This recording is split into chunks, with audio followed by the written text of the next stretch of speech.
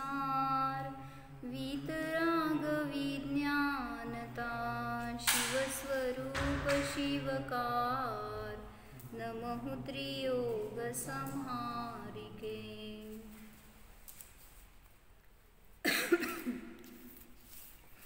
निर्जरा भावना बघत होतो आपण। त्याच्यामध्ये हुकुमचंद बारिलजींच्या ज्या भावना आहेत त्यातले 4 लाईन बघितले होते।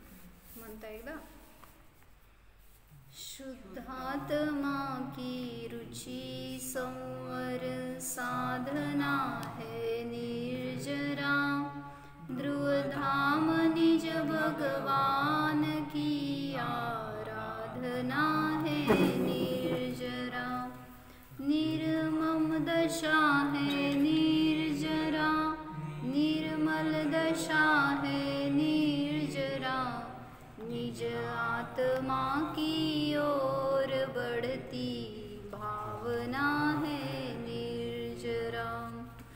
निर्जरा म्हणजे काय? हां, मग मोक्ष कशाला म्हणायचं? काय म्हणायचं त्याला? क्रमाने कर्मांचं निघून जाणं, ह्याला म्हणायचं निर्जरा। आणि सगळं कर्म ॲट अ टाइम निघून जाणं किंवा सगळ्या कर्मांनी रहित दशा प्रगट होणं, ह्याला म्हणायचं मोक्ष। तर निर्जरा कशाने होणार आणि निर्जरेचा काय फायदा आहे? का निर्जरा सांगावी लागली? म्हणजे निर्जरेशिवाय काल सांगितलं सगळं कर्मांचा भार दूर होणार नाही, कमी होणार नाही, आणि तो कर्म जोपर्यंत सत्तेत राहणार तोपर्यंत मोक्ष होणार नाही। म्हणून सांगितलं त्याची प्रोसेस काय आहे, तर सांगितलं शुद्धात्मानुभव जो स्वतःला जाणतो, तर त्या जाणीवपूर्वक केलेल्या सगळ्या कार्यांमध्ये निर्जरा आहे। भले तुम्ही संसार कराल, व्यापार कराल, धंदा, स्वयंपाक, जेवण, खाण सगळं कराल, पण त्याच्यामध्ये ज्याला त्याचं भेद विज्ञान आहे ना, त्याला निर्जरा चालू असते। मग मी काल थोडंसं महाराजींचं प्रवचन ऐकलं होतं, वीरसागर महाराजींचं। त्याच्यामध्ये त्यांनी ह्याच्यावरच घटवलं होतं, छान सांगितलं होतं। म्हणजे ज्ञानीच्या ज्ञानामध्ये काय असतं आणि अज्ञानीच्या ज्ञानामध्ये काय असतं, तुम्हाला काय माहिती आहे सांगा? कोण तुम्ही? ज्ञानीचं ज्ञान कसं असतंय आणि अज्ञानीचं ज्ञान श्रद्धान कसं असतं? एक्झाम्पल, अज्ञानी बाहेर सुख ओळखतात, ज्ञानीला माहिती सुख आपलं।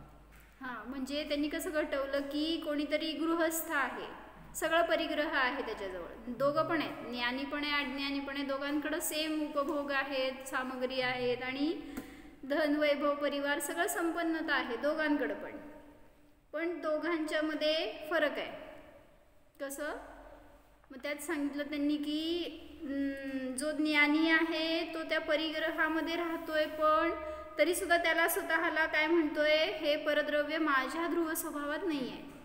जरी राहतोय त्याच्यामध्ये तरी सुद्धा हे म्हणजे मी नाही आहे, हे असेल तर माझं अस्तित्व आहे असं नाही आहे। असं वाटतं का जरा? असं आपण जे काय राहतो, म्हणजे आता अज्ञानी म्हणून घ्यायला नको वाटते ना आपल्याला, तर आपण बघा ना स्वतःला, आपण ज्ञानी होण्याच्या पात्रतेचे आहोत का?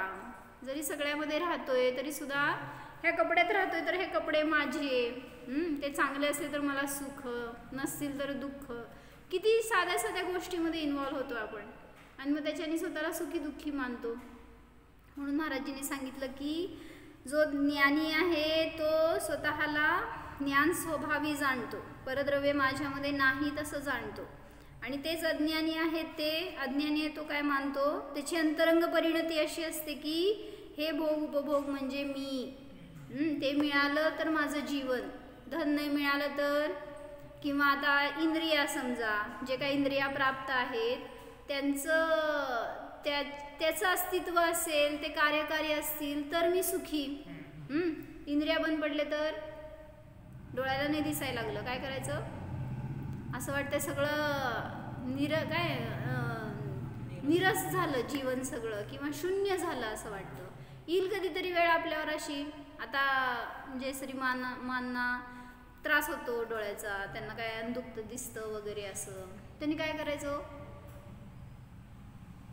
तुम्ही म्हणणार आता काय त्यांना कामं नाही काय नाही, ते काय असं एका ठिकाणीच आहे, त्यांना काय आवश्यकता नाही आहे, असं तर नाही आहे। मरायच्या शेवटच्या समयापर्यंत तुम्हाला सगळे अवयव, सगळं इंद्रिय, सगळं शरीर चांगलं पाहिजे, ते कसं राहणार? त्याला टिकवणार तर नाहीच आपण, ते टिकणार तर नाहीच, पण तुमची बुद्धी काढा ना त्यातली, तर तुम्ही मग ते इतके निर्विकल्प आहेत ना, जरी त्यांची दृष्टीला त्रास होतो तरी सुद्धा असं आकुलता नाही की आपण पाहू शकत नाही, आपल्याला काही दिसत नाही. काय आकुलता आहे? जसं म्हटलं ना, कोणी ICU मध्ये ॲडमिट असेल तर आता माझ्या आईला ॲडमिट केलं होतं ऑपरेशन म्हणून, आणि मग 2 दिवस कंप्लीट त्या ICU मध्ये फक्त एकटे राहायचं. कोण येतील ते डॉक्टर नर्स एवढेच, बाकी कोण भेटायचं नाही, काय नाही. तसं म्हणल्यावर राहायला का नाही हो तुम्ही एका भिंतीमध्ये? फक्त 4 भिंतीच दिसणार तुम्हाला, दुसरं काय नाही दिसणार. मग राहू शकलो ना आपण. मग असं का आपल्याला डिपेंडन्सी की त्याच्यावर ते असतील तरच मी जगू शकणार, नाही तर नाही? कारण तिथं टाईम पिरियड माहिती असते ना, 4 दिवसांनी आपण बाहेर जाणार आहे. हां, असं नाही आहे कोणाला माहिती आहे बाहेर जाणार की नाही. असं झालं एकांच्या बाबतीत. कोरोनामध्ये त्यांना ICU मध्ये ॲडमिट केलं होतं. एक मुलगा होता आणि चांगलं त्याचं शरीर चांगलं, असं काही नाही की इम्युनिटी वीक होती वगैरे, असं काही नाही, एकदम वेल होता, काय म्हणायचं, हेल्थ त्याची चांगली होती. पण तरीसुद्धा काय झालं, ते इन्फेक्टेड झाला होता कोणाच्यामुळं तरी असं वगैरे, आणि ते काय म्हणायचं की सगळे त्याचे दवा वगैरे पण चालू होते, त्याचा इफेक्ट पण चालू होता. आणि आता ICU मधनं 1 दिवस बाहेर काढलं त्याला. ते सगळं त्याचं ऑक्सिजन उतरत चाललं होतं म्हणून आत ठेवलं होतं, पण आलं नॉर्मलला म्हटल्यावर त्याला बाहेर काढलं होतं. आणि झालं काय की 1 दिवस अंडर ऑब्झर्वेशन ठेवायचं जनरल वॉर्डमध्ये म्हणून ठेवलं. नेमकं तिथं बाजूला सगळे कोरोना पेशंट्सच होते आणि ICU मध्ये जागा नाही आहे म्हटल्यावर त्यांना बाजूला तिथं ठेवलं होतं ह्यांच्या, आणि ह्याच्या डोळ्यासमोर एकाचा जीव गेला. आणि मग ते सगळे घरातले येऊन त्या बाजूला रडत आहेत, ते सगळं दिसलं ना त्याला. इतकं प्रेशर आलं, इतकं मानसिक संतुलन गेलं की ऑक्सिजन त्याचं वाढच ना आता. आणि काय म्हणायचं, सगळं रिकव्हरी झालेला तो मुलगा, परत त्याचं ऑक्सिजन डाऊन होत गेलं, परत त्याला ICU मध्ये शिफ्ट केलं, परत सगळे प्रोसिजर चालू केली. पण कसं असतं असं? का झालं सांगा? कुठले इंद्रिय चांगले नव्हते का त्याचे? सगळं असताना सुद्धा. म्हणून ज्ञानाने बळ आहे तुम्हाला, इंद्रियानी शरीराने बळ नाही आहे. ह्याचा निर्णय करत नाही आपण, म्हणून आपल्याला त्याच्या निमित्तामध्ये सुख आहे असं वाटतं. पण म्हणून सांगता येतं की महाराजींनी सांगितलं, ज्ञानी आहे तो परद्रव्य असू दे नाही तर नसू दे सुखाने जगतो. आणि तुम्ही कसं 1 तारखेला पगार नाही झाला काय करता हो? 1 तारखेलाच असते ना का नाही? 30लाच असते नाही दिलं तर 1 पासून कामच करणार नाही म्हणजे ते नाही मिळालं तर किती आकुलता, किती दुःख. कधी मिळणार, कमी मिळालं तर, आणि जास्त मिळालं म्हणजे त्याच्यानी मला सुख आहे ही भावना चुकीची आहे. EEG असतंय, काय माहिती आहे तुम्हाला? ECG सारखं EEG असतं. तर ते महाराजींनी सांगितलं बरं का, मला बघायचं ॲक्च्युली गुगल करून की काय आहे ते. इलेक्ट्रो एन्सेफॅलोग्राम म्हणतात त्याला. म्हणजे काय असतं, जसं ECGनी काय करतात, तुमचं हार्टचं वर्किंग प्रॉपर आहे की नाही हे ते पाहणार त्याच्या फ्लक्च्युएशन्सवरून, तसं EEG तुमच्या मेंदूचं वर्क बघतो म्हणे, की तुम्ही काय विचार करता हे पण त्याला कळतं बरं का. म्हणजे चांगले विचार आणि अशुभ विचार एवढं कळत असणार, काय करता हे तर नाही कळणार आहे. पण पार्टमध्ये विचारतात मेंदूचे. हां, कुठल्या पार्टमध्ये असेल म्हणजे ते दिसतं कुठला एरिया स्ट्राईक झाला, म्हणजे तिथं सांगायचं त्यांना की ते जे ग्राफ काढणार ना त्याच्यावरनं फक्त ते काय म्हणायचं, अशुभची टिंज कशी आहे आणि शुभ कशी असतील, घाबरलेला आहे का, हां असं म्हण. म्हणजे जे जेलमध्ये वगैरे असतात हां, त्यांना खरं बोलते का खोटं बोलतोय त्याच्यासाठी पण असतं एखाद्या वेळेस. तर त्यांनी काय सांगितलं, महाराजींनाच माहित होतं बरं का, बाकी सगळे समोर बसलेल्या कोणाला माहीतच नव्हतं. ते सगळे आपलं विचारतायत कारण महाराज डॉक्टर होते ना. तर त्यांनी सांगितलं, हां हे डॉक्टर आहे, गेला माहीत आहे. EEG म्हणजे काय असतं, EEG त्यांनी सांगितलं की ते मेंदूचे फ्लक्च्युएशन्स कॅच करताय, काय तुम्ही विचार करताय हे त्याला कळतं.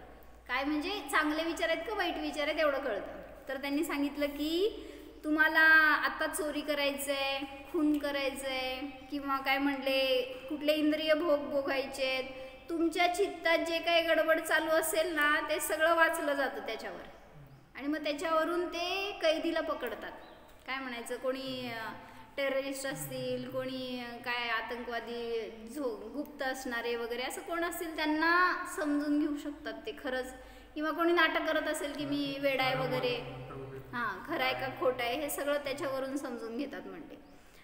तर असं तुम्हाला म्हणले कशासाठी, ते जी लावायचं ज्ञानी आहे का अज्ञानी शोधायला असं महाराजींनी सांगितलं. म्हणजे सम्यक दृष्टी जीव असेल तर तो ध्रुवाचं वेदन करतोय, चांगले परिणाम आहेत, तर त्याच्यावरनं कळेल की असं कुठलं तरी एखादं कार्डिओग्राम काढा किंवा एखादं मशीन काढा जेणेकरून त्यातून कळेल की कोणी सम्यक दृष्टी आहे का मिथ्या दृष्टी. असं कोणी काढू शकलं असतं तर तीर्थंकर उगीच होते का. एवढे अनंत ते एनर्जी असतात ना पॉझिटिव्ह एनर्जी, ते कोणीतरी काढले जाते डिटेक्ट करतात. त्यांचं आलं की आपले जैन मुनी महाराजांच्या इथं गेलं फुल पॉझिटिव्ह एनर्जी असते ती पूर्ण. असं ना ऑरा म्हणतात ना त्याला, एक पॉझिटिव्ह ऑरा म्हणतात, एक निगेटिव्ह ऑरा म्हणतात. म्हणजे असते तुमच्या विचारानुसार त्याच्यामध्ये फरक पडतो. तर तुमच्या बाजूला फिरवलं नाही का काय ते मशीन. म्हणजे असं काय जर समजू शकलं असतं की कोण सम्यक दृष्टी आहे आणि कोण मिथ्या दृष्टी आहे तर ते तेव्हाच काढले असते ना. मग तीर्थंकरांच्या ज्ञानात काय कमी होती का. तुम्हाला वाटतं की आत्ता खरं सगळं टेक्नॉलॉजी मॉडिफाईड झाली आहे किंवा काय म्हणायचं फार उन्नती झाली आहे त्याच्यामध्ये, असं नाही आहे, सगळं आधीपासून आहे. पण ते आपल्याला माहीत नव्हतं म्हटल्यावर आपण आत्ता ज्ञानी झालो आहे त्याच्या बाबतीत. पण आता इकडचं ज्ञान करून घ्या जेणेकरून आपल्याला निर्जरा करता यावी. एकदा म्हणू आपण, त्यातलं एक पुस्तक द्या तिला, आहे का.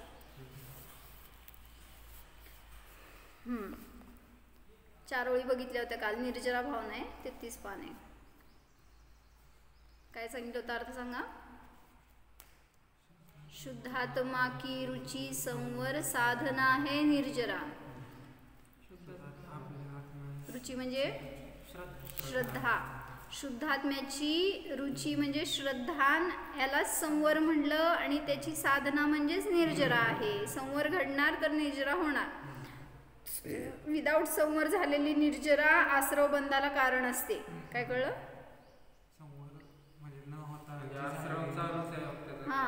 संवर झाला नाही तर आश्रव बंध तर निरंतर चालूच आहे. पण संवराने काय होणार आहे, येणारे कर्म थोडे थांबले जाणार आहेत आणि मग निर्जरा होणार आहे.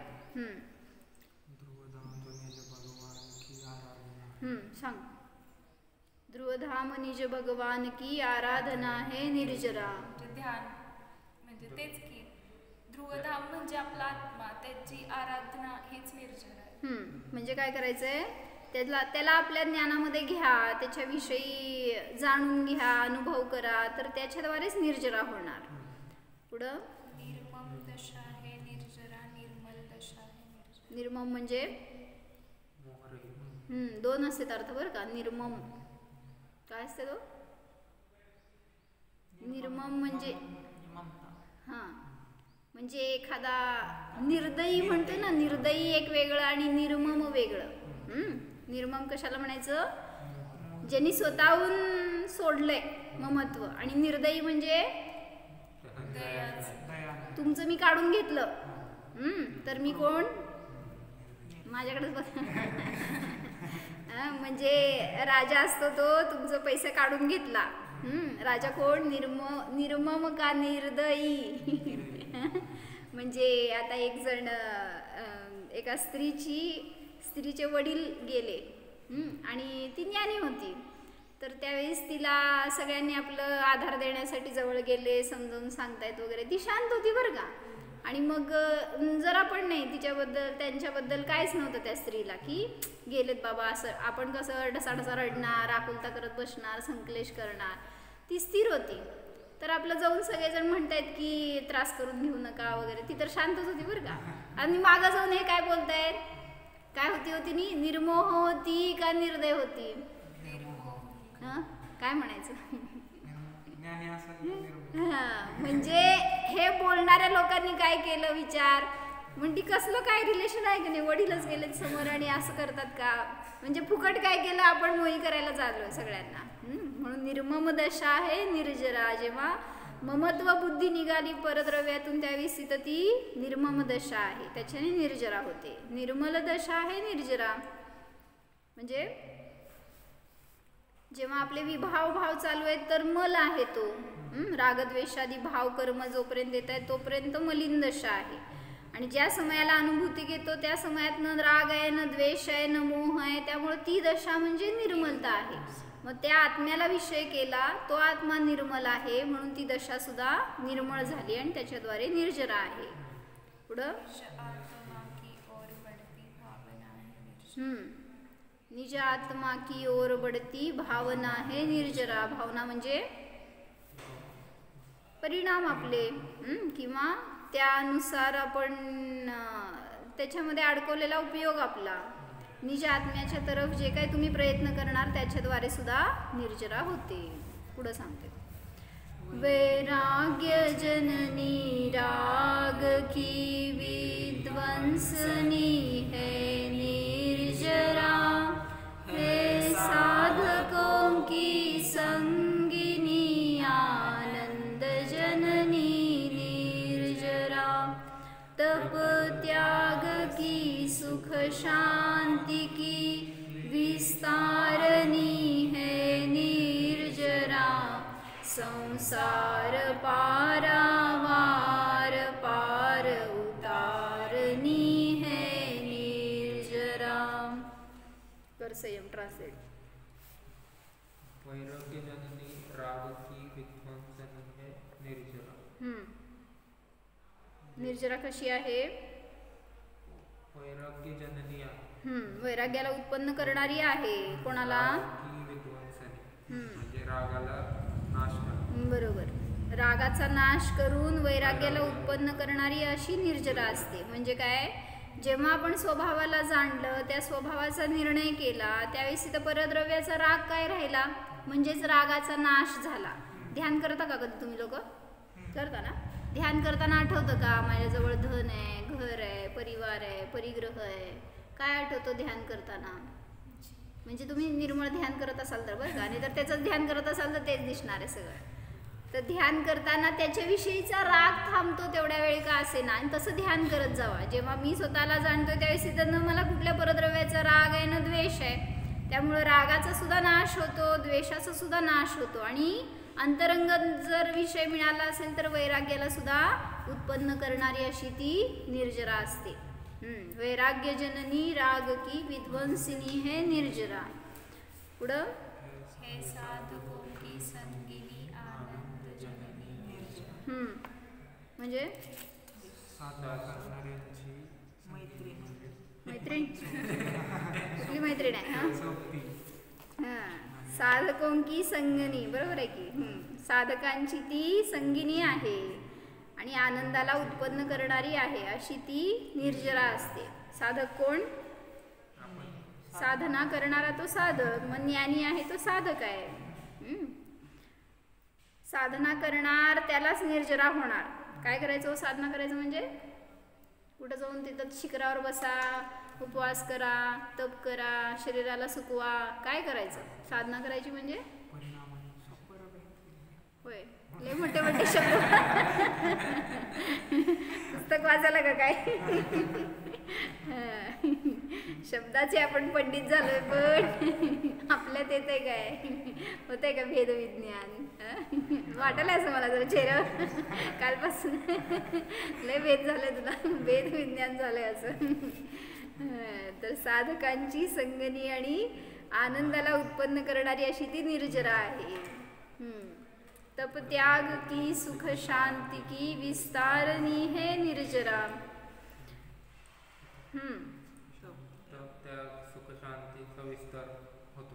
निर्जरेनेच होतो. तपाचा विस्तार होतो, त्यागाचा विस्तार होतो, सुख आणि शांतीची प्राप्ती होते. तिथंच निर्जरा आहे हे सांगायला लागले. म्हणजे धर्म म्हणजे त्यागाची गोष्ट आहे असं म्हणायचं आहे का? कसं? त्याग प्रधान आहे का भोग प्रधान आहे जैन धर्म? लोकांना धर्म करा म्हटल्यावर भय वाटतं का? हे सोडा, ते सोडा, ते सोडा करायला लावतात म्हणून. तर पहिल्यांदा धर्म सांगतो ग्रहण करा, भोगा. कोणाला भोगा? आत्म्याला भोगा, त्या आनंदाला भोगा, तर बाहेरचा आनंद, ती वस्तू, सुखाभास हे सगळं सुटणार आहे. त्याला त्याग म्हणलंच आहे. कोणी काढून घेतल्यावर सुटत नसतं. जसं आता तुम्ही बघत असाल ते श्वेतांबरांचे वगैरे त्यागी होतात, मुनी होतात, किंवा कोणी स्त्री असेल ती पण जर दीक्षा घेतली तर एखादी दीक्षिताचं दाखवलं होतं की त्याचा मुलगा का मुलगी छोटी 8 वर्षाचं का काय, आणि तिला त्या आईला वैराग्य झालं होतं आणि ते येऊन तिला बिलगते, तिला पकडते आणि जाऊ नये असं, पण तिच्या चेहऱ्यावर इतकी निर्मळता, इतकं वैराग्य म्हणायचं की असं नाही, मोह नव्हता की त्याच्याबद्दल, आणि तिने दीक्षा घेतली. काय म्हणणार हो तुम्ही, निर्मोह का निर्दयी? असं तर ते 8 वर्षाचं होतं. ते तर सोमदत्त सेठजींनी तर दीक्षा घेतली, ते तर गर्भातच होतं बालक, अजून जन्म पण झाला नव्हता. मग ते कोण हो, निर्दयी? कोण बघणार म्हणायचं का त्या बाळाला? म्हणजे ज्याला वैराग्य झालं त्यासाठी सगळं जग पर आहे, त्याच्यामध्ये त्यांचा उपयोग अडकत नाही. म्हणून तप आणि त्यागाचा विस्तार सहज होतो. तिथं करावं लागतं असं नाही आहे, किंवा कोणी सोडवतं असं पण नाही आहे. आणि त्याच्या निमित्तामध्ये सुखाची, शांतीची प्राप्ती होते. त्यालाच म्हटलं निर्जरा. पुढं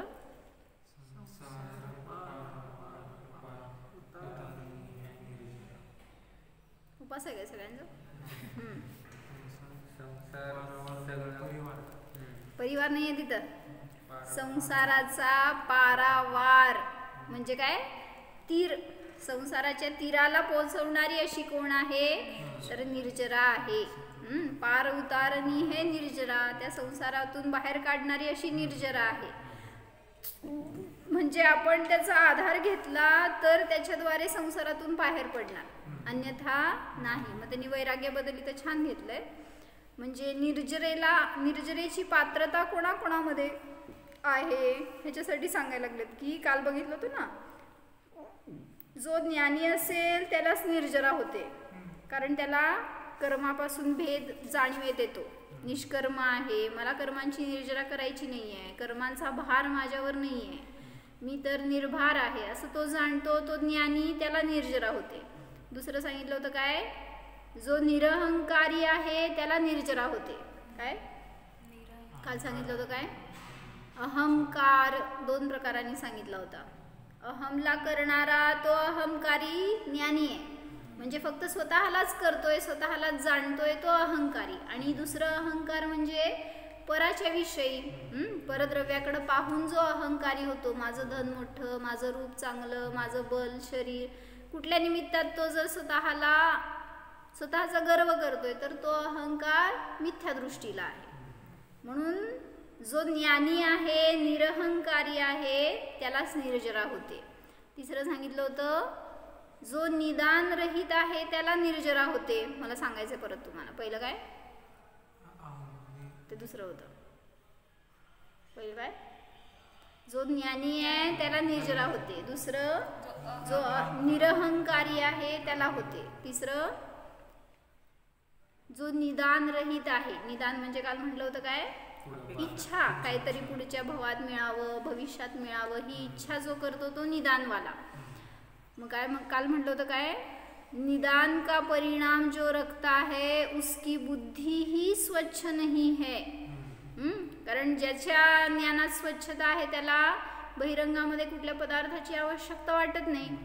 आणि हा जीव पराची इच्छा करतोय म्हणजेच त्याचं ज्ञान स्वच्छ नाही. कोणाचं, त्या जीवाचं ना. तुमची स्वच्छता काढायला पाहिजे, थांबा बाहेर म्हणजे दिसेल कुठला जीव.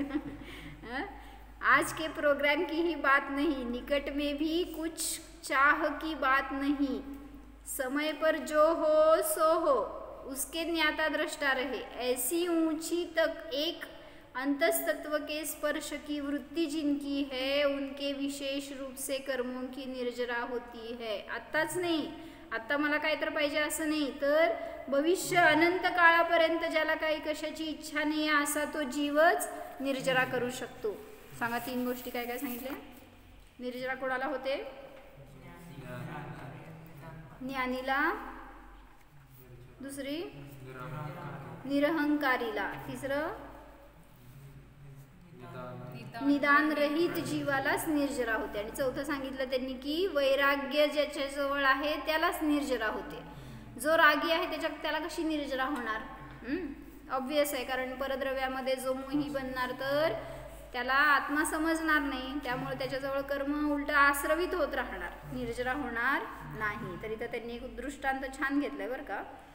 ज्याला धर्म समजला त्याला निर्जरा होते, त्यालाच मोक्षाची प्राप्ती होते, म्हणून धर्म समजून घ्या असं सांगतायत. एक उदाहरण दिलं त्यांनी की पर्वतों से युक्त कोई उत्कृष्ट प्रदेश था.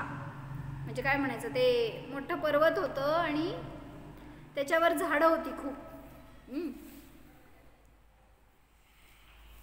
उस पर्वत पर इतने बड़े बड़े बांस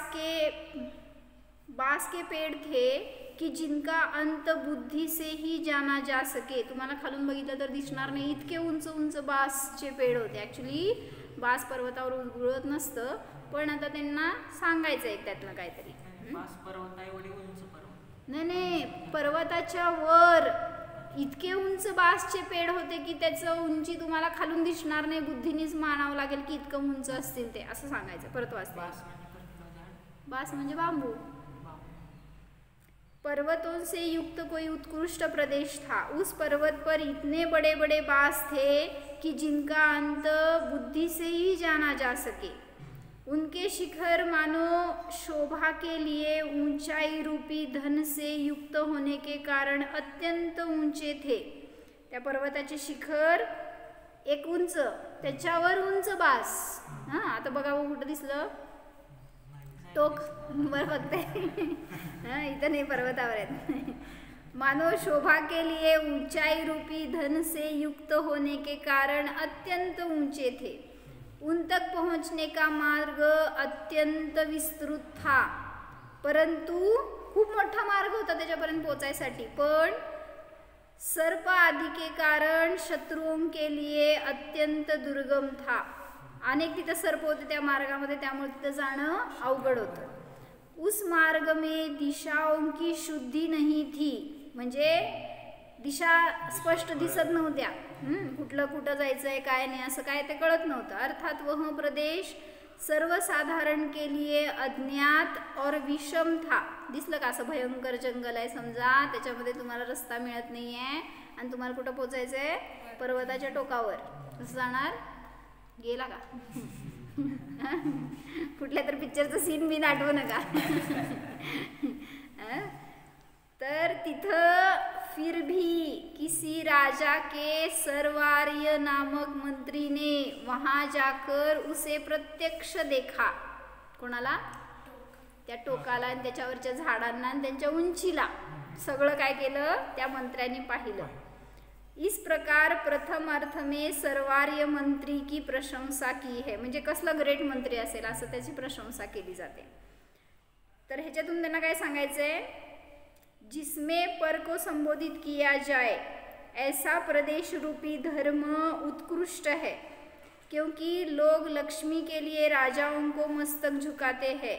यह धर्म का ही फल है. कोणीतरी धर्म केला म्हणून राजा झाला आणि त्या राजासमोर त्यामुळं सगळे नतमस्तक होत आहेत. म्हणून समजून घ्या की तुम्हाला कुठलं पद मिळालं, तुम्ही जर काय म्हणायचं सगळ्यांमध्ये श्रेष्ठ असं झाला तर समजून घ्या हे धर्माचं फळ आहे, म्हणून तुम्हाला तशी दशा मिळाली. मोदी का झाला PM, BJP का आला आता, कुठे धर्म केला म्हणून ना, केलेला असणार आहे सदाचार आणि धर्माचं पालन, त्याचं फळ अशी दशा मिळते. सगळे लोक आपल्या अधीन राहतात. वे राजा इक्ष्वाकु आदि वंश के धारक है, बुद्धि के पार को प्राप्त हुए हैं, अत्यंत बुद्धिमान है, महान है, धन के विपुल भंडार की धारी है. वे राजा जिस धर्म के होने से प्रधान होते हैं उस धर्मरूप प्रदेश तक पहुंचने का मार्ग दुर्गम है. काय आहे त्याच्यात, काय सांगायला लागलेत कळलं का? ते जे सांगितलं होतं ना, पर्वत, झाड, ते मार्ग, ते सर्प, ते सगळे उपमा आहेत ह्याच्या. कोणी सांगा काय काय कळलं? राजा म्हणजे धर्मरूप हे, ते जंगल म्हणजे धर्मरूप प्रदेश, तिथं पोचायचं तर दुर्गम मार्ग म्हणजे दान व्रत आदी याच्याद्वारे पोचलं जाणार. वांछारहित आहे. आणि ते भुजंग म्हणजे साप जे आहेत ना, कामी पुरुषों के लिए अत्यंत दुर्गम है. म्हणजे जो कोणी भोगी जीव आहे तो त्यांना ते अडथळाच करणार. कारण संयम आदी काय करतात, संयम म्हणजे असंयमीला अडथळा करणार असं. अरे सज्जन पुरुषों में प्रधान हम जैसे लोग भी धर्म का मार्ग बताने में असमर्थ है. तिथपर्यंत कसं जायचं हे कोण सांगू शकणार? कुठं जायचंय? मोक्षाला. तिथपर्यंत कसं जाऊ शकणार? धर्म मार्ग जो ज्ञानी आहे तो सुद्धा सांगण्यासाठी असमर्थ आहे. हमारी इतनी शक्ति नहीं है कि हम उसे प्रकट कर सके. समस्त आर्य अर्थात गणधर आदि सत्पुरुषों द्वारा अथवा सबके द्वारा पूज्य ऐसे सर्वार्य अर्थात सर्वज्ञ देव द्वारा धर्म का मार्ग प्रकट किया गया है तथा यही मार्ग सबके द्वारा प्रतीति करने योग्य है. त्या सर्वार्यांनी त्या मंत्र्यांनी तो रस्ता काढला शोधून आणि त्यांनी इतरांना सांगितला. तसं तुमचे सर्वार्य कोण आहेत? सर्वज्ञ भगवान. त्यांनाच तो मार्ग मिळाला आणि तेच इतरांना सांगू शकतात. म्हणून सांगतायत की त्यांच्या अनुसार फॉलो करा तर तुम्हाला पण धर्ममार्गाची प्राप्ती होणार. सर्वार्य नामक मंत्री की प्रशंसा की गई है और उसी अर्थ में धर्म का फल एवं धर्म का मार्ग प्रकट करने वालों का स्वरूप याने सर्वज्ञ की प्रशंसा की है. म्हणजे त्या आर्याचं उदाहरण दिलं त्या मंत्राचं. तसंच सांगतायत की भगवान सुद्धा काय आहेत? मार्गदर्शक आहेत, जे तुमच्या निर्जरेमध्ये सहाय्यक आहेत, तुम्हाला मदत करणारे आहेत. म्हणून काल 4 गोष्टी सांगितल्या होत्या आम्ही. काय की जानो, जागो, कोणाकोणाकडे बघू, जानो, जागो, त्यागो और जिओ. सांगा. आओ आओ आओ सगळं ऐकू आलं मला. जानो म्हणजे काय सांगा. 4 गोष्टी का सांगितल्यात या? कशासाठी? हा ना, म्हणजे आता तुम्ही संसारात आहात तर पहिल्यांदा संसार म्हणजे मी नाही आहे, जानो. म्हणजे जे काय परिग्रह आहे, परिवार आहे, हे शरीर आहे, इंद्रिय आहेत, भोग आहेत, हे म्हणजे मी नाही, जानो. पहिला जाणा. अभी जागो मतलब क्या? जाग व्हा. म्हणजे आता बाहेर हे नाही ते नाही करत बसला तरी पण झालं की ते जाणून भेद विज्ञान केलं भैया. पुढे जाऊन मी अभेद आहे हे जाणायला पाहिजे. जागो म्हणजे काय? जागृती अंतरंगातून येऊ दे की मी जाणणारा आहे, ज्ञाताद्रष्टा आहे. जागो. आगे त्यागो. आता समजलंय ना हे भिन्न आहे आणि माझं स्वरूप भिन्न आहे. पुढं काय करावं? त्यागो याने माहिती आहे, समजलंय माझं नाही आहे. पराचं जर तुम्ही वस्तू घेऊन बसलाय आणि चुकून घेतली होती, आता समजली माझी आहे, तर तुम्ही काय करणार आहे? समयसारमध्ये त्यांनी सांगितलं असं उदाहरण. काय? तो मनुष्य होता, ड्रायक्लिनचे कपडे आणायला गेला लॉन्ड्रीमध्ये टाकता ना नाही, तर तो गेला तिथं आणि त्याचं चादर टाकली होती धुवायला आणि नेमकं दुसऱ्या एका माणसाची सेम चादर होती आणि मिसप्लेस झाली. हा त्याची घेऊन आला आणि घेऊन झोपला होता आणि तो मनुष्य त्याच्या काय चादरीला खूण असेल, त्याला कळलं की ही माझी नाही आहे. मग त्यांनी सांगितलं तो नेऊन नेलेला मनुष्य त्याकडे चुकून तुझी गेली आहे. तो ती चादर घेऊन तशीच तशी त्याच्याकडे गेला आणि झोपलेला होता. त्याच्या अंगावरची चादर बघितली आणि पाहिलं की ती माझी आहे आणि त्याला हाक मारून सांगितलं की तुझ्या अंगावर जी चादर आहे ती माझी आहे आणि ही तुझी आहे. आता त्यांनी काय केलं? अजून काढून टाकलं नाही, दिलं नाही, पण ज्ञानातून सुटलं नाही माझी नाही आहे. तिथंच त्याग झाला. हे त्यातून सांगायचं त्यांना की नाणम पच्चखाणम म्हणतात. म्हणजे ज्ञानच प्रत्याख्यान आहे, ज्ञानच त्याग आहे. बाहेर त्यागायचं नंतर होईल की काढणार तो आता एकदा समजल्यावर, पण ज्या क्षणाला समजलं हे माझं नाही आहे त्या समयाला त्याग होतो. मग इथं सांगतायत की जानो म्हणत असताना सगळं भिन्न आहे हे सांगितलं, समजलं, मग जागृती अंतरंगातून झाली. त्याग कर म्हणून सांगावं लागणार का तिथं? सहज त्याग घडतो. म्हणून थोडा पुरुषार्थ जाणण्यासाठी करा तर पुढचे स्टेप्स सहज येतात. जानो, जागो, त्यागो. आता काय करायचं? मग त्यागलं म्हणजे एक स्टेप वाईज सांगतायत. पहिल्यांदा भेदविज्ञान केलं, अंतरंगामध्ये स्थिरता केली, बहिरंगात त्याग झाला सगळा. आता काय करायचं, जेवढा आहे ना जीवन तेवढा आनंदाने जिओ. म्हणजे सांगतायत की म्हणून ज्याला आनंदाने जगायचे त्यांनी भेदविज्ञान करणं आवश्यक आहे, अन्यथा कुठं स्थिरता मिळणार नाही. म्हणून एक काय दृष्टांत वाचला होता मगाशी मी, नाही एक शॉर्ट व्हिडिओ होता त्याच्यामध्ये दाखवलं होतं त्यांनी की तुर्की आणि चीन वेगळ्या वेगळ्या ना, तुर्क आणि चीन. तर चीननी तुर्कवर अटॅक केला होता, फार वर्षांपूर्वीची गोष्ट आहे. आणि मग त्यावेळेस तिथं ते जे मेन एरियामध्ये राहणारे होते ना त्यांना कळालं की हे कधी पण अटॅक करतायत म्हटल्यावर आपल्याला रिस्क आहे. म्हणून ते लोक काय केले, गाव सोडून गावाच्या बाहेर जाऊन तिथं राहू लागले. तिथं कोण नव्हतं म्हटल्यावर काय होणार नाही, रिस्क येणार नाही म्हणून.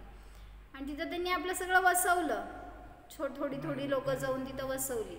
आणि अचानक काय झालं की चायनी लोकांनी तिथं पण जाऊन काय केलं, बॉम्बस्फोट केले. आणि मग ते बॉम्बस्फोट होत असताना एका घरामध्ये एक आई आणि तिची 5 वर्षाची मुलगी होती. त्यांना दोघांना काहीच अंदाज नव्हता की असं काय होईल वगैरे, आपण सुरक्षित आहे ह्याच भावनेत ते. आणि ते जेव्हा बॉम्बस्फोट व्हायला लागले, दिसायला लागलं, तर ती आई तिला पळत घेऊन जाते आणि असं जंगल टाईप एरिया, तिथं जाऊन दोघंजण लपून बसले. आणि तरी पण मागं बाहेर गोळीबार चालू होता, बॉम्बस्फोट चालू होता म्हटल्यावर ती घाबरली. पण आई काय म्हणते की बाकीचे सगळे अजून घरात आहेत, त्यांना पण सुरक्षित बघावं लागेल किंवा त्यांना इथं आणू. पण हिला घेऊन जाणं बरोबर नव्हतं, त्यामुळं तिला सांगितलं की तू मी येऊसपर्यंत इथंच थांब, कुठं जाऊ नकोस, आणि मी येतेच. आणि ती गेली. ॲक्च्युली ती त्याची शेवटची भेट होती. तिथून गेली की तिला एक गोळी लागली आणि ती तिथंच मेली. आणि मग त्या गोळीबारामध्ये सगळे जवळपास तिथले मेले होते आणि ते निघून गेले होते चायना लोक. ही वाट बघत बसली होती इथं. सकाळची संध्याकाळ झाली, तिला भूक लागायला लागली आता आणि वाट बघतीये, कोण येत नाही आहे. मग शेवटी वाट बघून बघून ती बाहेर पडली तिथून. आणि तिला काय दिसलं, सगळे ढेर पडलेले. काय माहीत नाही तिला मरण काय असतं, हे काय करतायत काहीच माहीत नाही. तेवढ्या सगळ्या प्रेतातनं तिने आईला शोधलं आणि तिचा हात धरून बसली नुसतं, उठ, झोपली असशील तू, उठ, ह्याच्यासाठी म्हणून ती तिच्याजवळ बसली. आणि नेमकं काय झालं इकडं, कोण हेल्पर कोण असते अजून, त्यांचे कोणतरी हेल्पर होते तुर्कींचे, कुठल्या तरी दुसऱ्याच देशातले, बहुतेक रशियन असं असतील कोणीतरी. तर ते त्यांची एअरफोर्सची टीम तिकडं आली होती. आणि त्या टीममध्ये एक मनुष्य होता की त्याचं अजून लग्न व्हायचं होतं महिन. तर तो म्हणजे लग्न ठरलं होतं त्याचं, पण त्याला या वॉरला जायचं म्हणल्यावर कंपल्शन केलं होतं की तू जावं लागेल तुला. मग ती बायको म्हणते त्याला की तुम्ही गेला आणि नाही आला तर मी काय करू, नका जाऊ आता वगैरे खूप सांगते. पण तो म्हणतो पहिला माझी ड्युटी, मी पहिला देशासाठी आहे नंतर तुझ्यासाठी. आणि तो गेला. आणि गेल्यावर त्यांचं जे कार होती ना ती जात असताना ती मुलगी तशी बसलेली यालाच दिसली फक्त, बाकी सगळे तर प्रेत होते. आणि मग त्यांनी गाडी थांबवली आणि जाऊन बघितलं तिला, तर ती खूप घाबरलेली, असं सहमी म्हणतो ना असं काय, आणि भुकेलेली, असे तिचं चेहरा रडकुंडीला आलेला. असं बघितल्यावर त्याला तिच्याबद्दल करुणा आली, काय करणार. मग त्यांनी तिला बोलवलं असं तर आली नसती, त्याच्याजवळ बसून राहिली, त्या प्रेताजवळ बसून राहिली होती ती. हा पण जाऊन तिच्याजवळ बसतो आणि फक्त हात पुढं करतो. आणि तो बघितल्या, तिला कोणी दुसरंच नव्हतंच ना, त्यामुळं ती जाऊन त्याला बिलगली. आणि मग सांगितलं की तो तिला घेऊन जातो. ती यायला तयार नव्हती, मग तो तिला मनवतो, सांगतो आणि घेऊन जातो. घेऊन गेल्यावर आता तुर्कमधली ती मुलगी, हा बाहेरचा देशातला, आणि युद्ध चाललं होतं तिसरीकडंच, ह्याला तिला घेऊन कुठं जाणं पण शक्य नव्हतं. त्यामुळं तो तिला आपल्या टीममध्ये ठेवलं त्याने, जोपर्यंत अजून युद्ध चालू होतं, जोपर्यंत त्याचं काम तिथं होतं, तोपर्यंत त्याने तिच्याजवळ ठेवलं त्याला, त्याच्याजवळ ठेवलं तिला. आणि मग ती टीममध्ये सगळ्यांच्या बरोबर बोलायचं, करायचं, खायचं प्यायचं, झोपायचं, सगळीकडं सगळ्यांच्या बरोबर असं चालू झालं. आणि आता एक दिवस काय झालं, आता त्याला भाव व्हायला लागले की हिला कुठेतरी सुरक्षित ठेवावं वगैरे, म्हणून त्यांनी जाऊन कुठं एक गुरुकुल आहे का किंवा काय शाळा असं असतात, धर्मशाळा वगैरे अशा टाईपमध्ये बघून तिथं सोडण्याचा प्रयत्न केला. सगळं सामान दिलं, तिला सोडलं आणि बाहेर आला तर तिला कळलं की हे सोडून चाललेत आपल्याला. ती नाही राहिली, ती पळत आली परत आणि म्हटली तुम्ही जिथं राहणार तिथंच मी राहणार. आणि ती आता त्याला वडील म्हणायला लागली, कारण तिला दुसरं कोणच नव्हतं.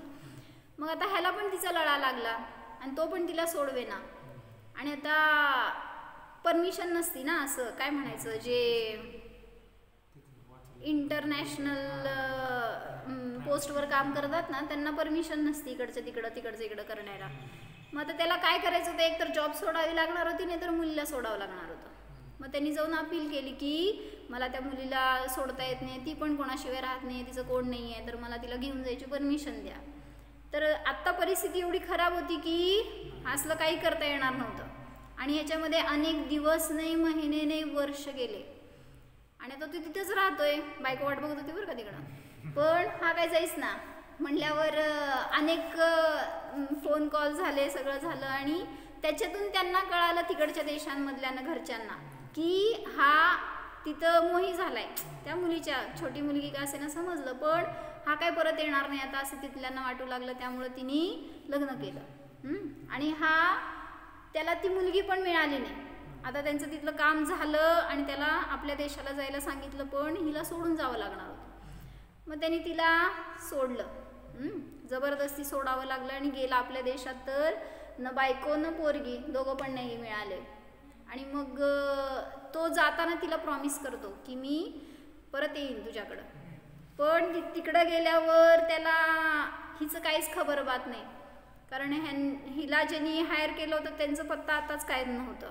फक्त ते त्यांच्याच देशामध्ये त्यांच्या टीमला माहिती होतं एवढंच, ह्याला काहीच माहीत नव्हतं. पण ह्यांनी प्रॉमिस केलं होतं की मला तुझ्याकडं जायचंच आहे. तर ह्याच्यामध्ये त्याचे अनेक वर्ष गेले.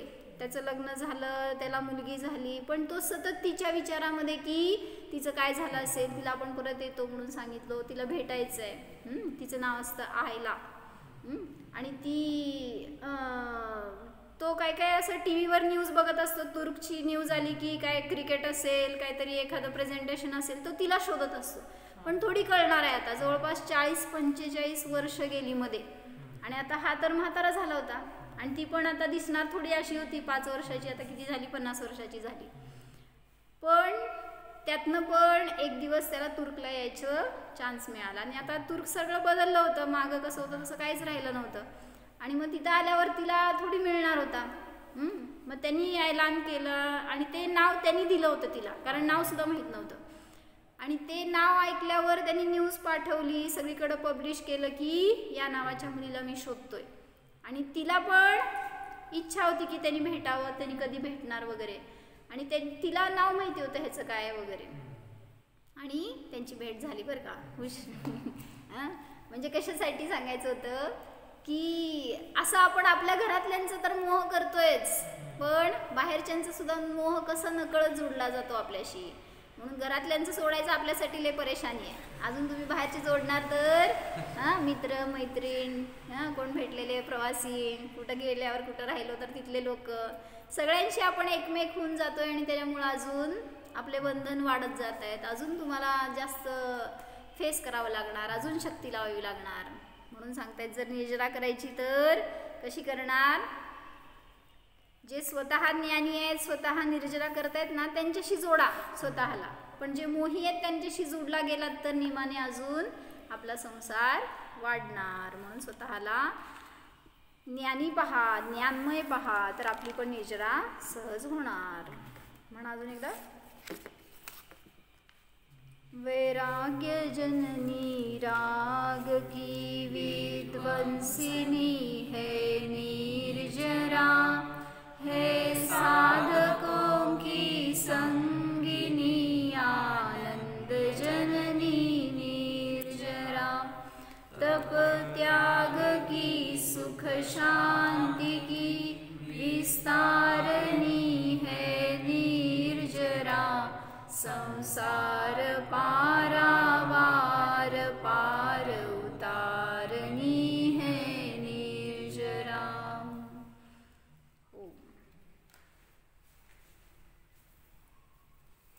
जाणा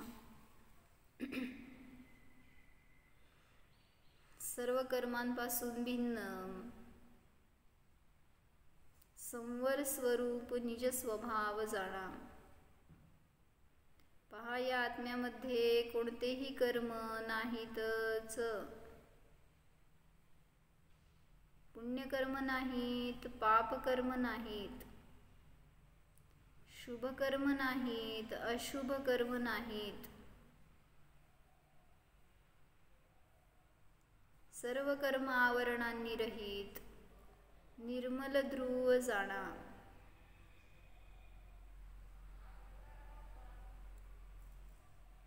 जसे सिद्ध भगवान तसाच हा मी देखील निष्कर्म आहे, निरावरण स्वरूप आहे, निर्बंध स्वरूप आहे, निसंसार स्वरूप आहे, निर्मोह आहे जाणा.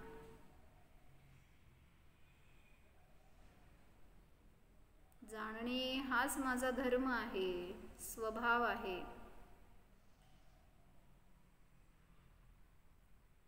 न्यायक स्वरूपोऽहम्, निर्मम स्वरूपोऽहम्, जीवोऽहम्.